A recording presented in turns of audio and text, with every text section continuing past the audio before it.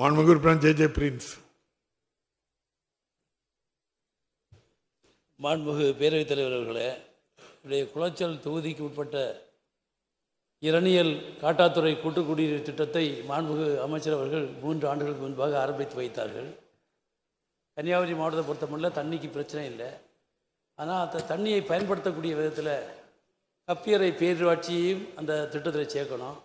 கொஞ்சம் கூட வரி சேர்த்து கொஞ்சம் அதற்கு அதிகமான நிதி ஒதுக்கி நுள்ளிவிளை ஊராட்சி, கட்டிமாங்கோட்டு ஊராட்சிகள்லாம் தண்ணி வசதி இல்லாமல் இருக்காங்க. குடிநீர் தண்ணி பிரச்சனை இருக்குது.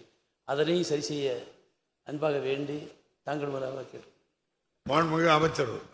மாண்பு பேரவைத் தலைவர் அவர்களே, மாண்பு உறுப்பினர் இதை கடந்த மாதம் எங்களுக்கு தெரிவித்தார். ராஜேஷ் அவர்களும் மாண்பு உறுப்பினர் ராஜேஷ் அவர்களும் தெரிவித்தார்கள். எல்லாம் ஏற்கனவே போடப்பட்ட குழாய்கள், அதெல்லாம் குழாய்கள் சிறிதாக இருக்கிறது, பழுதுபட்டிருக்கிறது. பல இடங்களிலே சாலை விரிவாக்கும் போது குழாய்கள் உடைக்கப்பட்டிருக்கிறது.